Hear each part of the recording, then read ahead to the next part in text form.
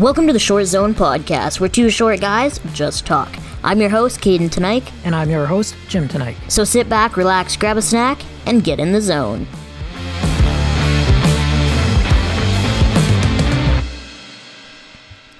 Well, folks, we're back. Episode 5? Episode 5. Episode 5. Today we're going to be talking about social media. Yeah, and that's that's a huge, broad topic. So we thought it would be interesting. I mean, social media has been around for not that long. I mean, I remember Facebook first starting. I'm not sure what year, but I mean, you were like a little kid. There was Facebook. That was probably the first, do you think? Yeah, I think Facebook was the first, like, big presence on social media. Yeah, that's when people kind of started connecting through this social way and digital way. But now there's a lot of players out there, a lot of people, social media. I mean, it's everything from Facebook to Twitter, Instagram, and there's, of course, other ones out there that come and go. TikTok seems to be the new current rage. Yeah, TikTok is all the rage right now. And there's been past ones. I mean, there's Snapchat and Vine. I mean, I never really... Yeah, I was kind of too young when it was popular. Vine, we're talking about. Yeah, Vine. I never really used it. I just was younger. I didn't understand it. I'd like to go back and look because, Vine went out of business, which is weird, or they stopped. Yeah, right? they stopped.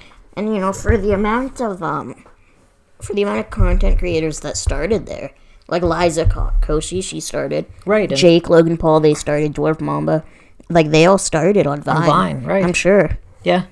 And so for that platform just to disappear. It's amazing that those people then jumped to YouTube and had an audience that followed them, right? Yeah. I mean, they're some of the top YouTubers right now. I never at the time got Vine. Like, I thought it looks pretty juvenile. Like, it was kind of a kids doing fart jokes or pranks. I never really got into it. But thinking about it, I'm not really sure the difference between Vine and TikTok. And I really like TikTok. Yeah, I'm not really sure either. I love TikTok. I love it because it's so... Anybody can post a video on there, and anybody... Like, you follow a set amount of people that you want to keep watching, but, I mean, you get tons of different varieties on your For You page. Yeah, and people that... well, it's kind of like that's the good and the bad about social media, right? It starts to curate people on your list that you're interested in, and sometimes that makes our mind... I mean, the argument is that makes us more closed-minded because... It only shows you what it thinks you're interested in. Right, so you keep getting interested in a red box, and it keeps showing you more red boxes, and that's all you soon see is red boxes, and then you don't really pay attention to anything else, right? Yeah. That's probably the knock on social media. It's also the power. That's also why, a lot of why I like it and why people like it. I mean, it shows you stuff you're interested in. Yeah, and I mean, a great example of that is, like, my For You page on TikTok. It's way different than yours. Totally different. And you put your TikTok feed against my TikTok feed, and they're they're different. Totally different. Totally different. Yeah. Different. I find TikTok is more humor. Yeah, I think it's more jokes, but not even like fart jokes. Like, there's that, but I think it's more like even comedians use it and stuff. Yeah, and there's a lot of people doing really funny things, but what is it, a 15-second loop, the videos? 3 seconds to a minute. It's up to a minute now? Yeah. And in that minute, and most of them I would say are probably less than that, 30 seconds? Yeah, I think most of them are kind of like 15 to 30. And most of the time it's something extremely on point for entertainment, right? So it's either you can tell right away whether you're going to like it or not, and you flip to the next one if you don't. So if it's a guy telling jokes and, dog jokes, you get the next dog joke or the next dog joke, you just keep getting more. Yeah, exactly. No, I really like TikTok, and I mean, it's the trend in my generation for sure. I mean, everybody in my grade or my school has TikTok or watches TikTok. Like, it's the number one trend, but... And it's mindless, right? You don't have to think. It's purely entertainment, I would say. TikTok. You're not going there for your news. You're not going there for just strictly, I would say, entertainment. You're waiting at the bus stop and you want to watch a couple...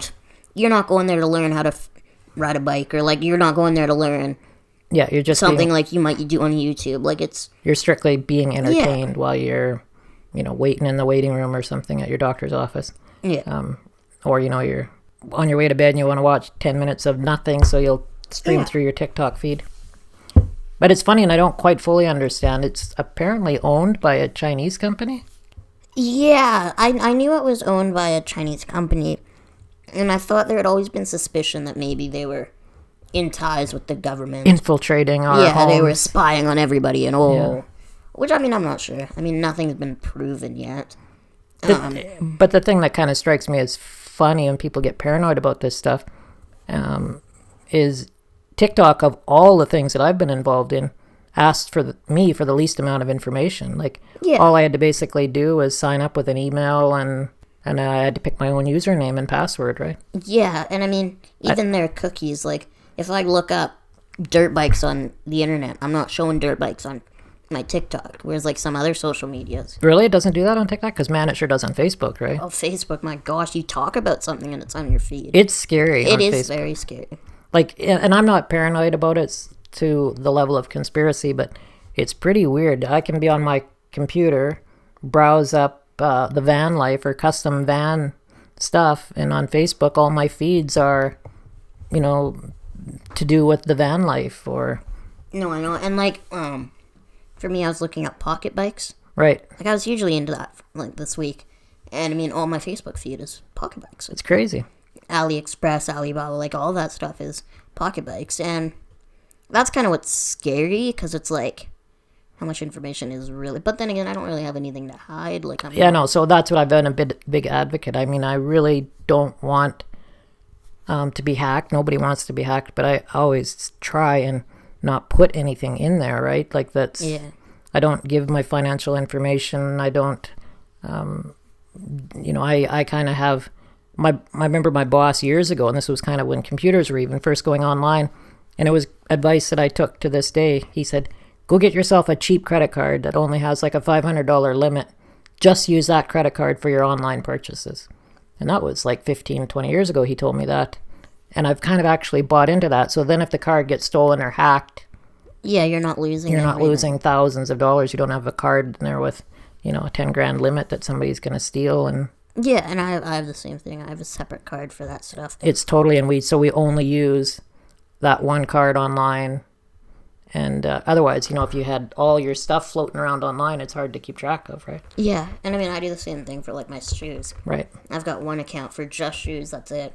And then my other account for, like, daily purchases or whatever. We'll have to get into your shoes, because it sounds like you're just into shoes, like, for no random reason. Okay, like, yeah, we'll do a TikTok, or not a TikTok, we'll do a podcast about that, for sure. But the one thing about TikTok is it's like, if it's been questioned by national security in the States and Australia, there's got to be something. For sure, yeah. I don't want to close the door on the possibility that there's listening to us through TikTok, but... Yeah, or it's like, I don't know, I just thought to be questioned by national security of two countries, like, and to be banned in India, like, that's pretty big. I know, it's strange. I'll have to read up on more. I'd like to read more on that and figure out why. Yeah, I don't know the facts or anything, but... Because, I mean, Zuckerberg and Facebook, I think, are... and I like Facebook and I use Facebook, but... Yeah, I think he's a weird guy, and I think Facebook has done nothing to try and correct the curve of what's wrong with social media. I mean, they were the king of social media. They could have led the way. They could have on fake news and all of that sort of stuff. Yeah. But they're throwing gas on the fire. They're not stopping it. Yeah, and like, I mean, social, like Twitter, they're monetizing everything and or not monetizing, but they're making, like, there's fact checkers, like, yeah, right. And I mean, they've taken down the president of the United States tweets for having false information, like, or at least warn people, at least give them some indication this might not be correct, right. Whereas, I mean, anybody can go make an account on Facebook and be like, yeah, we're gonna chop off BC from the rest of Canada. Like, oh, it drives me insane. Anybody can do that, right? And you're not gonna get censored for that. So now you have a group of people believing that BC is gonna be separate from Canada, like. Ugh. And it perpetuates the worst in people. It brings Facebook as I love hate. I think you guys have pretty much don't use Facebook much at all, right? You're younger people don't use it. We use it for like Marketplace. Right, so Marketplace is really big. Yeah, that's huge. And I mean, that's the only thing I use it for, and my friend group uses it for like vehicles, dirt bikes, whatever. But I mean, I use it just to post my videos because people that aren't on Instagram are on Facebook, so that's kind of what I use it for. Right. I mean, the older generation isn't on Instagram very much. I know. Yeah, I know what you mean. They're not. But I would say a lot of my generation, my friends are on Facebook and do use Facebook quite a bit. Yeah. And I actually really like Facebook. The good part about Facebook is it allows you to keep in touch with your friends and family in a pretty decent way. Like birthdays are all there. You know, if somebody goes fishing, and yeah, it's nice to be updated as to what your family's doing. Yeah, for I mean, sure. we've got cousins and family in Alberta, and it's really cool to see, a picture of them or what they're doing. So I'm a big advocate, actually, of Facebook. I like it in that sense. What I detest about Facebook is how it allows garbage to flourish. Yeah, there's no one cleaning up the dirty. Right, so there's likes, right? If you see something everybody likes, oh yeah, that's cute, I like it. Oh yeah, that's neat, I like it. And then there's the absolute false stuff that comes out, that comes on your feed, right? Somebody will post an article, whether it's political or environmental. And I love differing opinions. I'm all for debate.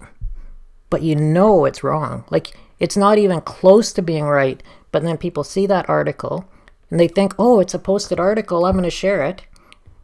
It just drives me insane. Like, Facebook needs to moderate that stuff and say, look, if it doesn't come from a qualified source, it's not news. Yeah, and I'm all for, people, if you want to express your opinions, sure. on social media, you should not be allowed to do that, but you shouldn't be allowed to do that with false information. No, I know. It's horrible. And political is really bad. Like, you almost can't even...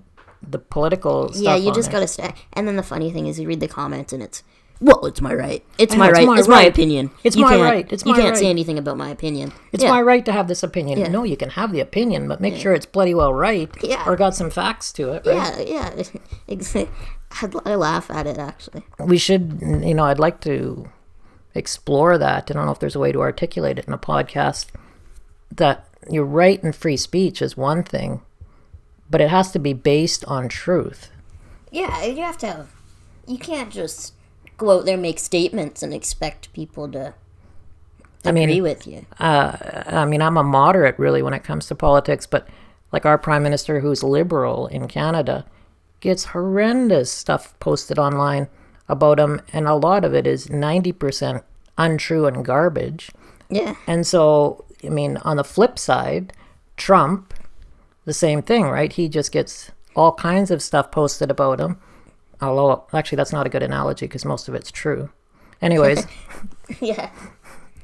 But yeah, there's just, I think instead of a like button, so what is there? There's a like, there's love, there's about 4 or 5 icons. Yeah, it's like different emojis reaction, which is kind of pointless. It's like a like button, it's like a laughing emoji, and then it's like an angry face, and then it's like... Right, the anger one. The angry face is like the most you're going to get. That's what I'll use for the posts that drive me crazy. But I think what there needs to do, and it would solve the problem, here's my tip for Mark Zuckerberg, put a bullshit button. Yeah, just a little emoji with a little turd pile there. If that was there, that would be my number one button. I would just click on that every time I saw junk or fake. Hit me with the facts, but don't hit me with fake. Yeah. No, I know. And it's weird. Like, fake news. It's like, that's how they think Trump had the amount of following he did, was because of, like, when it was the 2016 election, the amount of Trump pro or, like, false news or bashing, like Hillary Clinton, and I'm not saying any of them were great, but the amount of fake news that they proved came out of, which was backed by science saying it's fake or that been debunked. And it's funny when a normal guy like me and you can actually find those fake articles, because if you see them and then you follow the stream back, who shared it, when you go back to the source, it's often by a person on Facebook that has no friends, no pictures, like it's a bot. It's not a real person. So that's what they do, right? They go make a dumb identity on Facebook, write an article that's, 1% truth and 99% propaganda, but it taps into the hate or the what people will be mad about. Yeah. And then the people think it's an article, they share it, and it just builds and builds and builds. But often those fake articles, you can spot them, work your way back, and they don't have an original source. They're not from the New York Times, they're not from the New York Post or the Globe and Mail, or, they're not from anything. They're just fake. Yeah, they're just some random guy writing them. But the funny thing that I found is I remember seeing like certain articles being shared. And if you go to the bottom of the article, it would say, this is a false, or this is a fake article. Like just, I can't remember how it was worded, but it was like... Just a warning, wasn't it? No, it was like, the one I'm thinking of was, there was one about saran wrap on individual cans.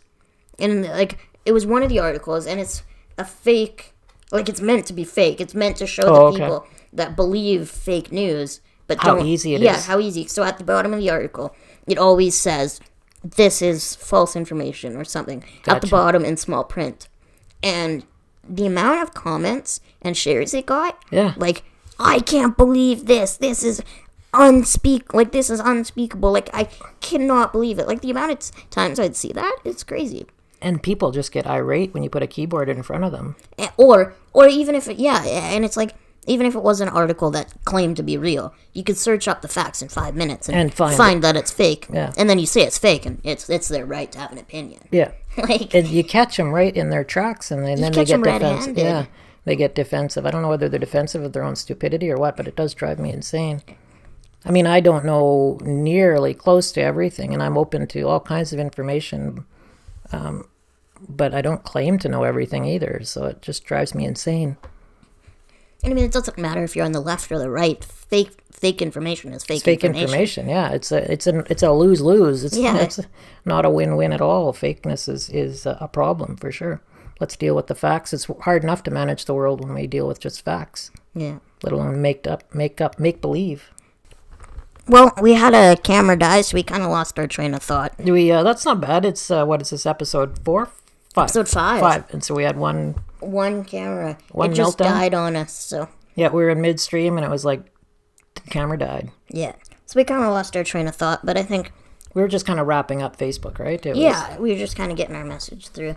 I think the one thing with Facebook that I wanted to... So my rule of thumb is... Because, Facebook can end up in the dumpster as far as conversation with people, and people get heated and angry, and I think we have to make an effort to avoid that. One rule that I try and follow, and it was told to me by somebody else who is a public figure, and I thought, well, wow, that's a good rule. I'm going to adopt it. If he gets a comment that's adverse, what do you call it? Against him, or opposing. Like an aggressive post against something that he's posted, he'll answer the person's question if it's constructive. If the person comes back at him again, he'll answer it a second time. And then by the third time, if the conversation's not constructive, he just stops. Yeah, if it's not going anywhere, sometimes you just can't change people's minds. Yeah, like people just get, they put the keyboard, they get a keyboard in front of them, and they don't have that real face in front of them, and it's like they don't have a rational conversation. And I agree with that. If you can't talk rationally about stuff, it's not worth talking, because you just end up dividing us more, right? Yeah, you just end up getting mad at each other and walking away pissed off. Yeah, and that just doesn't work. No.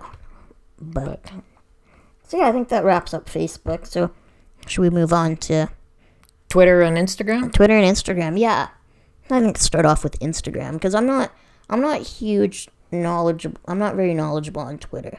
So I just haven't used it much. Well, let's talk about Instagram a bit. We like Instagram.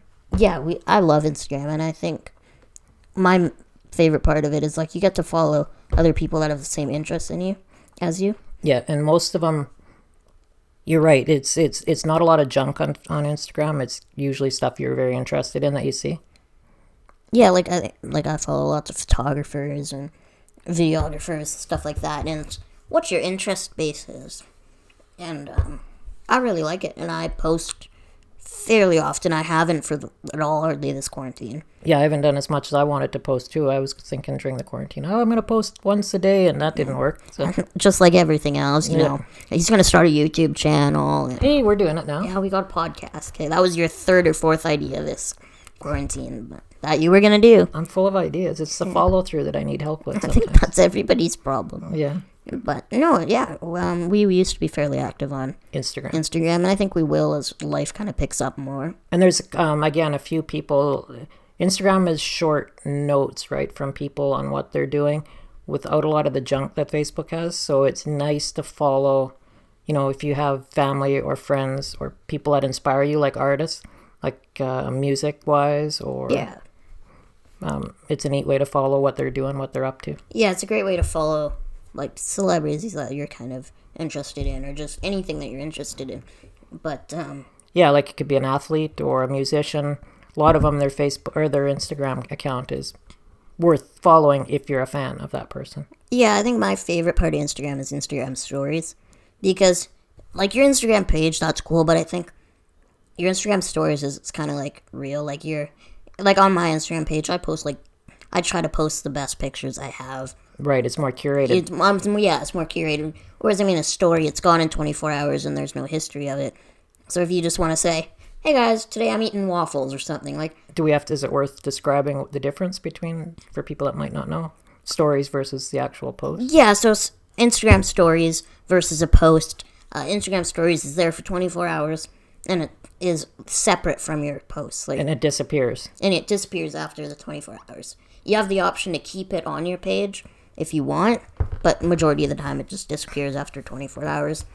And it's 15 seconds is the max. So just, off the cuff example, if you had this ice cream that looked like it was going to fall over and it was funny at the moment, you might do a story of it, right? Yeah, and something that's not post-worthy. But yeah, but it's not going to be, you don't want to make an actual post of it because it's just a melting ice cream cone, right? So that would be the difference of a story and an actual Instagram post. Yeah. Another thing, though, is I don't really know how successful it is. I don't use it. I've never actually used it. IGTV. Yeah. I think it was kind of supposed to be like, it's going to be the new YouTube. And I don't think it is. It's not the same. Yeah, it's kind of long-form stories, isn't it? Yeah, I did one video on there I posted. And it doesn't do nearly as good as on my YouTube. And I have more followers on my Instagram than YouTube. Right. So I think... I'd really like to look into it more because some creators do use it. Or some... Use the Instagram stories? Yeah, some... Or the... IGTV, some creators. So I know some people will post it on YouTube and Instagram. Right. Just like on YouTube and Facebook. But I'm not sure. I'd like to use it more. So Instagram, for us in this podcast, we created an Instagram.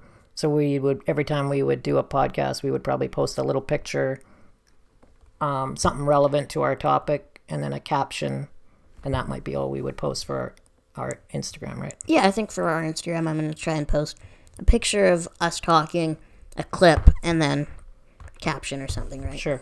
So it's kind of short, 30-second to a minute clips. And then if people want more, they'll go to our YouTube podcast. Yeah, exactly. Right.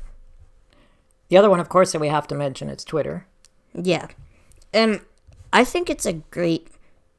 it's a great program, but or great application, but I just don't have the knowledge about it.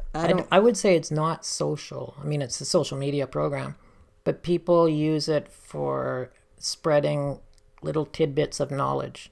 Not really like, this is a picture of me having an ice cream cone. You wouldn't put that on Twitter necessarily. Yeah, I don't think, and it's also not big articles because it has like a character limit of 150 or 250 or something like that. But it would be a link. So if there's an interesting article... Right, so it might give you a preview and then a link to the article. But I just don't use it enough. I'd like to use it more. I know. Because I know Casey Neistat, he's a huge advocate for it. Most people that have a big social media following do use Twitter. And I think when you have a big following, it's great because you can interact with your fans better. Directly, and you can go to Twitter and I think it does a better job at managing okay, so and so tagged you in this post that it might be important, you know what I mean, interacting with Casey Neistat, who has 10 million subscribers. An average Joe is gonna have a harder time interacting with them on Instagram or YouTube than Twitter. Right. I've talked to Jesse Driftwood a bit. He's a YouTuber with Peter. On Twitter or what? Yeah, on Twitter. Just like light conversation. I just tweeted at him once or twice, and he did a short response, which, I mean, it's cool because it has that ability to reach onto a creator, right? It's amazing. Like, to think when I was a kid that, I mean, that was not even a thing, right? To think that you can reach out to a hero or a star or somebody that you admire. They get the message, in most cases, directly. There's no intermediate person. Most of these stars have it coming to their phone. And to think that, they respond to you, that's really cool. Like, oh, yeah, it's amazing. And I mean, it's not like a guaranteed chance they're going to see it. For sure. Because, I mean, think of how many people are tagging Casey Neistat in a post every day. Yeah, so me or you could send him a link, and highly unlikely we're going to get a response. There's an unlikely chance we're going to get a response, but... That's real. That camera battery's flashing. Okay, well, I got the other one on the charger, so just keep going until it This isn't very good, Dad. Episode 5, and we've had 2 cameras down. Yeah, the wheels are falling off. Yeah. Episode 5. But we could probably wrap it up soon. I mean, Twitter is something I really want to look into more and try and utilize more. Okay, so how I use it probably is I've got about 10 people in the news world that I admire their opinion, or I like their opinions. They're really smart people, and they cross the platform from some on the left to some on the right. So usually all of the stuff that they post is thought-provoking or relevant, and so I do use Twitter for that. So there's, a couple of journalists that I follow, news people, politicians. I also think, just to touch on the news a bit, I remember seeing, like, Twitter is a great way to be in touch with your news, like CBC. Yeah. They use Twitter a lot, because, I mean, if you see something, you're not necessarily going to post a video of it on YouTube. Right. But it's perfect for Twitter, right? Then the news sees that, picks up on it, and there you go. Like, I know the news uses it a lot, the media. Yeah. They use it a lot. Yeah, and it's a way to track stories on the ground. They use it a lot for that. Yeah, and like big news is CNN, Washington Post. I mean, everybody uses it, right? Yeah, everybody's got a Twitter handle. Yeah.